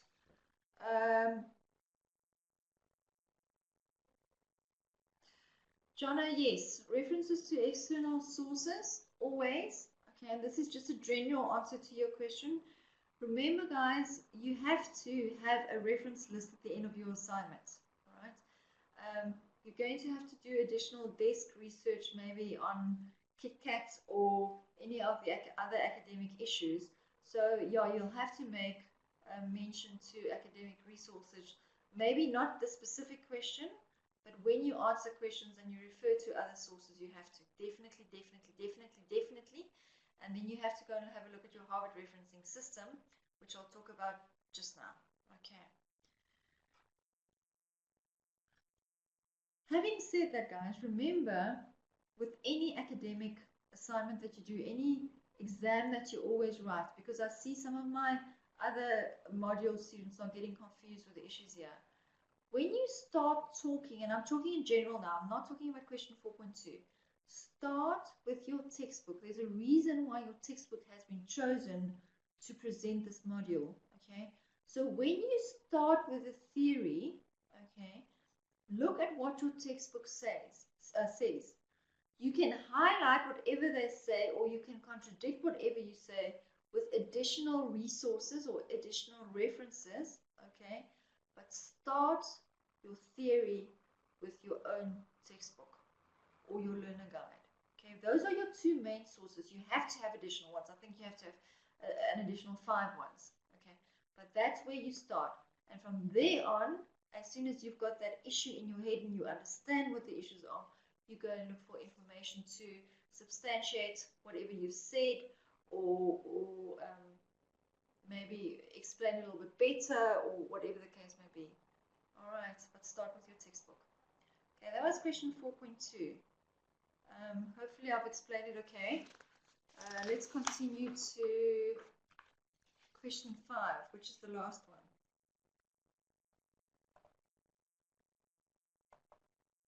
Okay.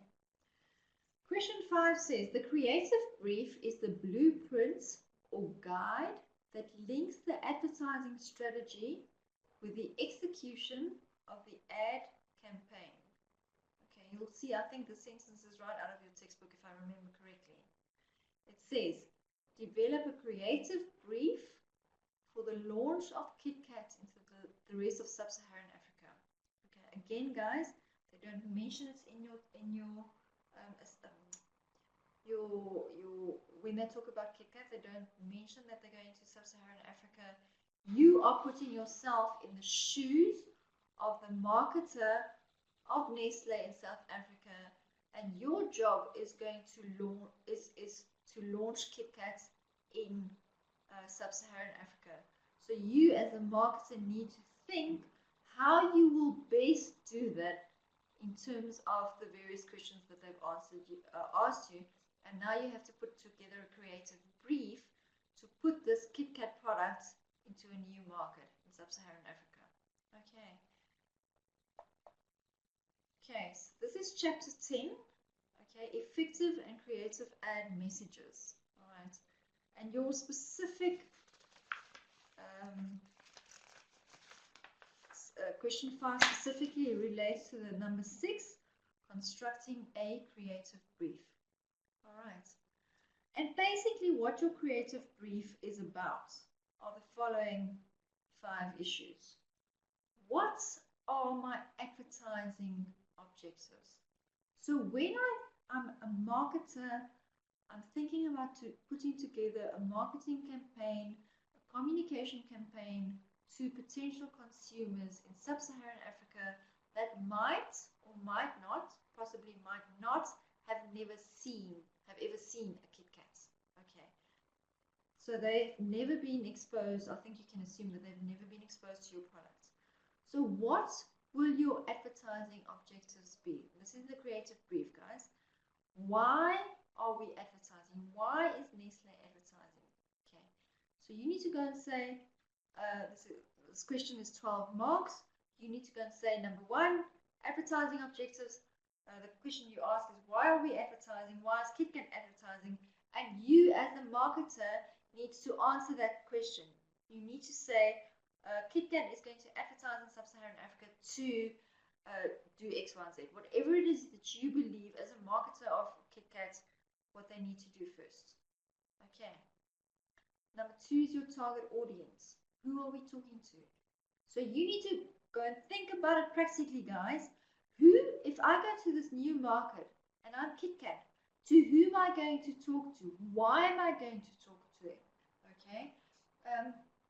This is a precise description of your primary and secondary target markets, including information such as their consumer behavior, psychographic, demographic, geographic information. If you, for example, decide to only speak to a specific country in sub-Saharan Africa, it's fine, but you need to explain why are you only going to do that. All right, who are we talking to? Okay. Number three are the motivations, thoughts, and feeling. And this is not you as the marketer. Okay, this is the target audience's motivations. Okay, so what is going to motivate them to buy your KitKat product? Okay, what do they currently think about the brand? Should we include these questions when answering? This is my reference to Diwa, and it's very similar to what is in your textbook, but this explains to the examiner what it means. When you say motivations, thoughts, and feelings, it's the target audience's motivations. That means what do they currently think about the product. So that's the theory side. Yes, explain it. Okay. Now you say, okay, you need to find out what the target audience is thinking about my question. Sorry, about KitKat. And the question that you should ask yourself as marketers: do they know you are going into a new market? Would you know what they think about KitKat at this point in time? Go and look what your textbook says. Okay, this information should, through research, be obtained prior to compiling the creative brief. Okay, go and have a look at your textbook. So, do you understand what your target market is thinking? Do you already understand what's going to make them buy KitKat? Okay, so your target audience motivations. That's the first thing. Okay, and then if you've got the answers to the question, KitKat needs to go and say, what do I want my target audience to think about KitKat? Do you want them to think it's the creamiest chocolate? Do you want them to think it's a high quality chocolate? Do you want them to think it's a chocolate that you give at a special occasion? What do you want your target audience to think about KitKat? All right, that's the third one. The fourth one is the brand positioning and personality, or the proposition. Okay, what is the personality that KitKat wants it to portray with this product? I just want to see what I wrote here. And this brand personality is what people think, all the people should be thinking about KitKat. Okay? Do you want them to think it's a quality product? Do you want them to think it's unique? Do you want them to think it's best, it's the, I know it isn't, but let's say you want them to think it's imported, it's best quality, those kind of things. What is it that you, the marketer of KitKat and Nestle, want people to think when they think about KitKat? Okay, that's the question you need to answer and explain with brand positioning. And then lastly, your primary outcome or takeaway. When your client has been when your potential consumer has been exposed to your marketing communication, your advertisements, your point of sale, whatever, okay? What is the thing you want them to know about KitKat when they walk away? What is the most important takeaway that you want them to have? Okay. And the second issue of this primary outcome is, what do you want your target audience to do? Okay. So you've got 5 issues there question is 12 marks.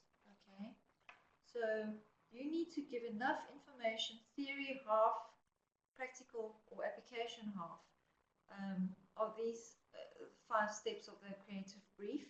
Okay, and provide enough information so that you get your full 12 marks. Okay, don't forget either the theory or either the application, okay, because you get marks for both, guys. It's amazing, and especially if you wait until too late to do this. If I were you, I know it's 10 to 8, it's late, and you've probably been at work today and you might be tired, but start with this as soon as possible, okay?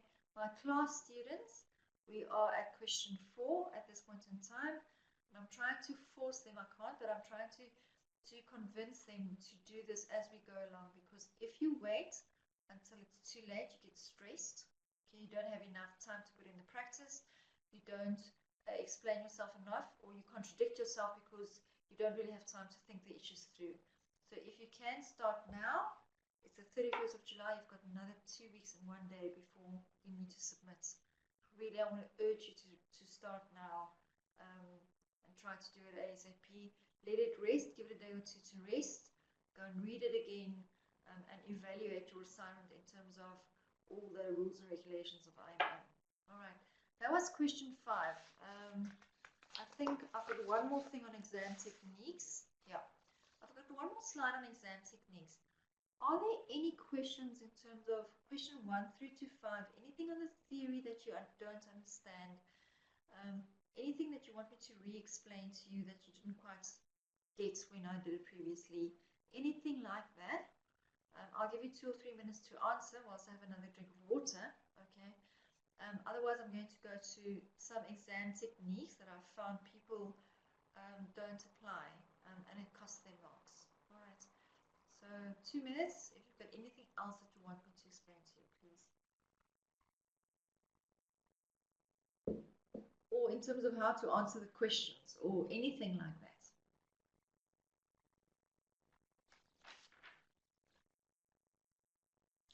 I want question 3 re-explained. Okay, Tadiwa. Let's quickly see.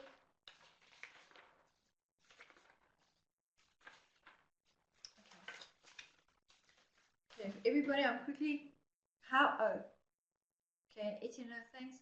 How to answer it. Okay. Tadiwa, I'm not going to go to the question.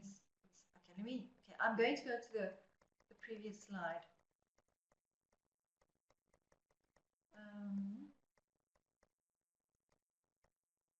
No, sorry, I'm too far, way too far.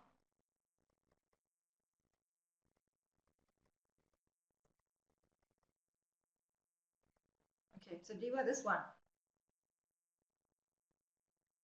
Okay, question 3. They specifically ask you guys, it says here, explain how the integrated information response model can be used in the launch of the KitKat brand in the rest of sub-Saharan Africa. Start your answer by explaining what the model is. Okay, so if you remember what I said, is the integrated information response model is a comprehensive model used to show the consumer's purchasing decision and behavior as a result of exposure to advertising, okay, or direct experience. So that's a short explanation to the marker to say you understand what this model is all about, okay? It shows a correlation between what the consumer does after he's received information of your product, okay? So you've explained very shortly what you understand by this model. Go and have a look at your textbook, okay? The second thing they ask you to do is to provide a schematic illustration before you go into details of the model. So this is the little picture they want. This is the schematic illustration that they want you to do. Okay. Then in terms of answering it further, it says here, they ask you to apply to the KitKat brand, the launch of the KitKat brand. So what you need to think about is, you can say, all right, the marketer of KitKat needs to know that there are 2 ways how he or she is going to influence how the consumer thinks about Kit Kat or thinks of Kit Kat. Firstly is advertising, and then secondly is if that person has a direct experience with Kit Kat, in other words, he's eaten a Kit Kat. Okay, so that's your information sources. Okay, then continuing with your Kit Kat example, how are they going to see or how are they going to accept your advertisement? Okay, only from advertising. Okay, if they have eaten a Kit Kat, how do you believe they're going to accept the information? Okay, so what you need to do here, Tadiwa, is you need to explain what your two information sources are. Okay, you need to explain that the model integrates these two information sources. In other words, they put together advertising and they put together direct experience, and both of them influences how a consumer sees a product, right? Now you need to take information source and say, if you've got an information source advertising, okay, this is how the consumer is going to accept information of the product. Okay, and you can apply it to Kit Kat. You can say, again, I don't want to give too much away of the answer, but if your potential consumer receives or sees an advertisement of Kit Kat, the information acceptance is going to be low. But if he actually eats the Kit Kat, the information acceptance, and you need to define what information acceptance is going to be much higher because he's talking from experience. And with each of those cognitions, affect, conation, you need to play the two off against each other in terms of how is the consumer going to behave if he's just seen the advertisements, and how's the consumer going to behave and think and believe if he has actually eaten the Kit Kats. So Dewa, I hope that answers your questions a little bit, or you're more looking at the structure of the question. Please let me know.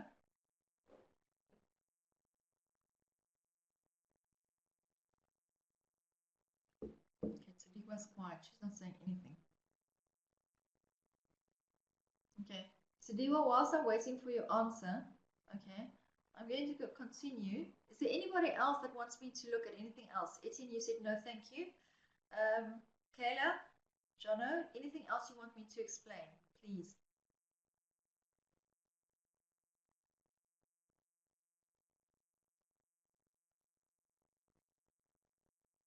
Okay, Kayla, thank you. Okay, are you good? Well done. Okay, guys, this question, specifically question number 3 for me, it took some time for me to get this under the knee, to understand what the issue is.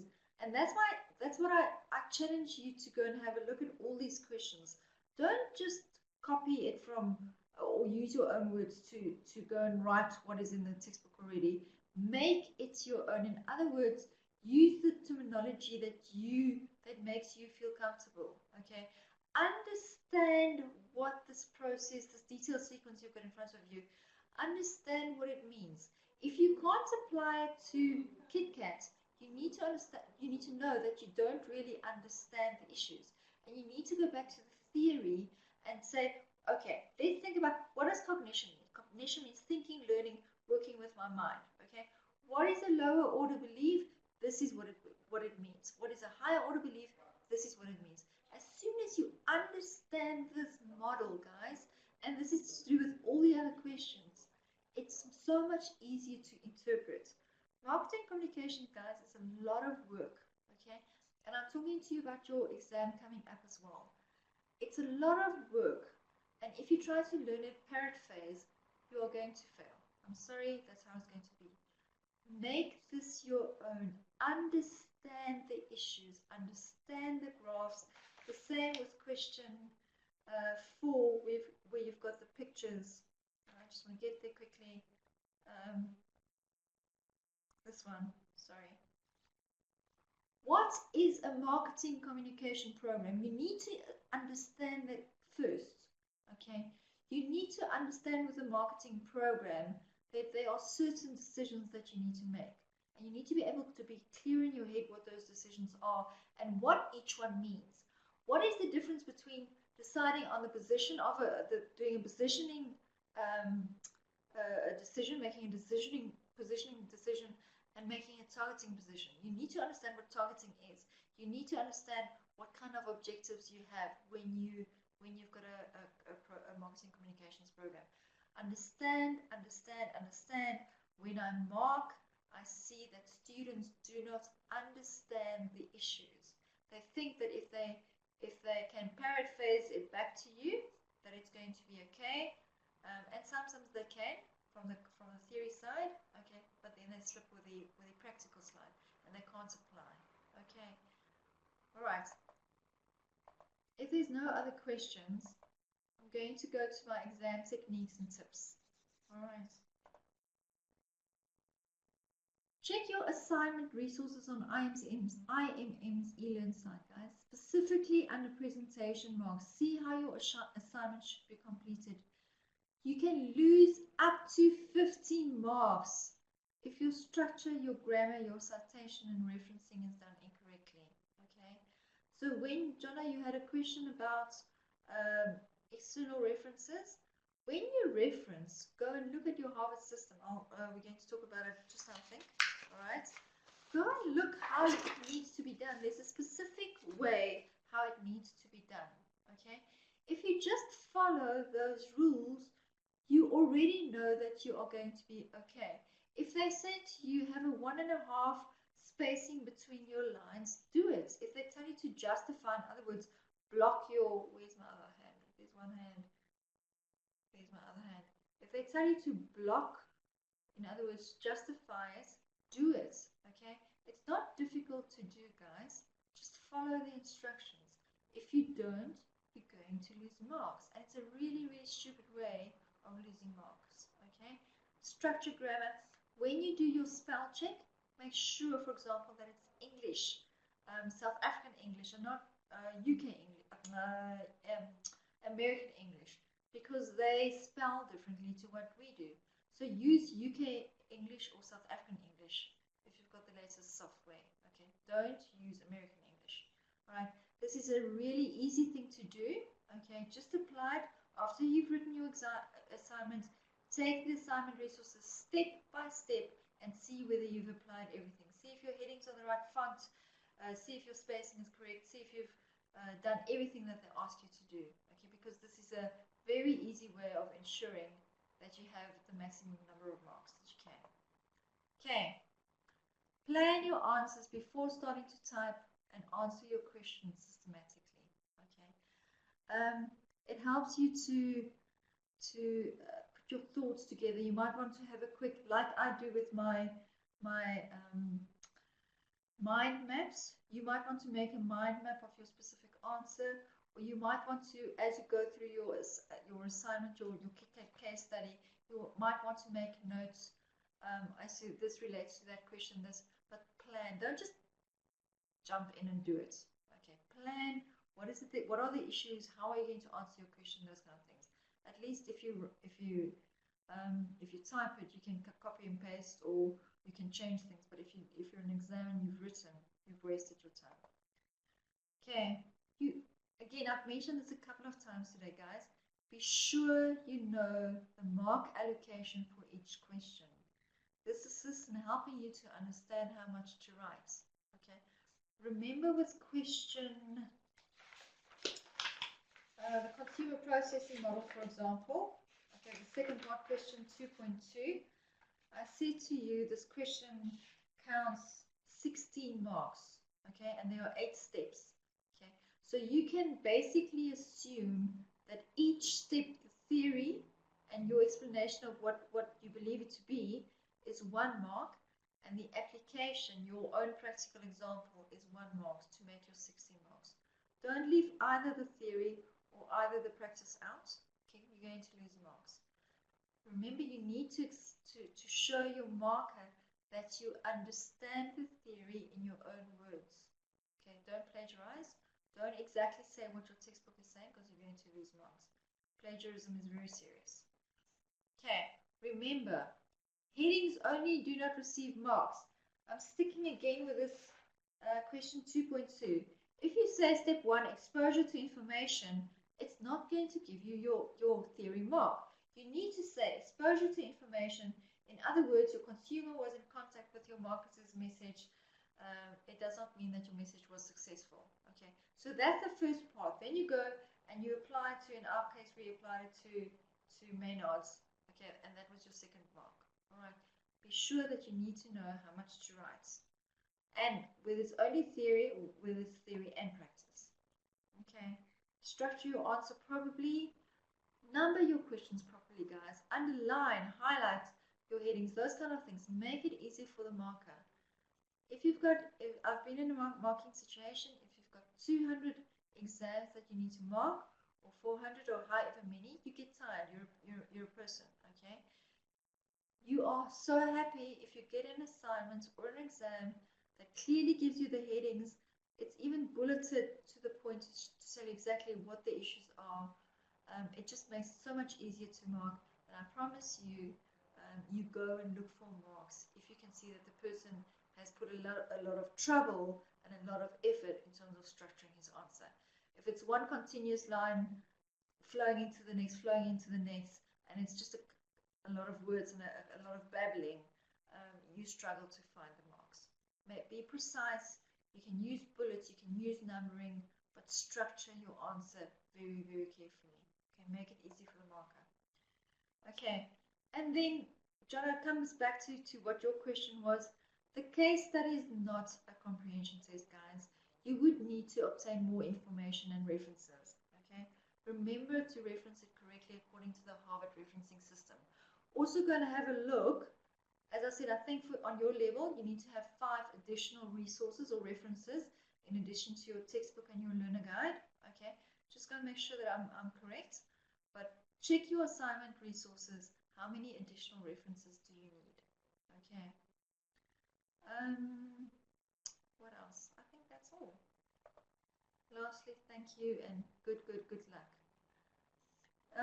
Tadiwa asked, do we include a table of contents at the beginning of the assignment? No, Tadiwa.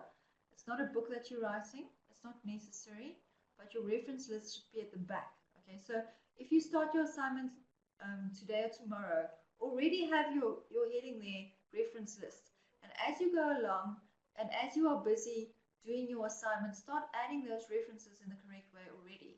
Okay, so you don't have to have a table of contents in the beginning. Okay, you can just have your exam, your question 1, 2, 3, 4. Obviously, you've got a cover page as well. Okay, just go and make sure your cover page, whatever you need to do there, and then have your questions very clearly numbered, and have your bullets or your numbers or your structure, a very strong structure. Do we need to reference the references that are in the assignment? So do our pleasure. Sorry, Jono, when you say that are in the assignment, do you mean your textbook and your learner guide? Oh, no, okay, I see what you say. Sorry. No, it's not necessary, okay, but a tip might be, I just want to have a look. I haven't specifically read these sources, okay, I haven't gone through them, but it might be that you might want to go and have a look at these resources. There might be something in there that is not written in your assignment that you can use. I don't know, I haven't checked, okay, but no, it's not necessary for you to go and reference them again, Jono. They've already been referenced, okay, you need to get additional resources, okay. Pleasure. Anything else? It's a pleasure, Etienne. Not for you. Was it not informative for you, Jono? Or are you saying that you don't need anything else?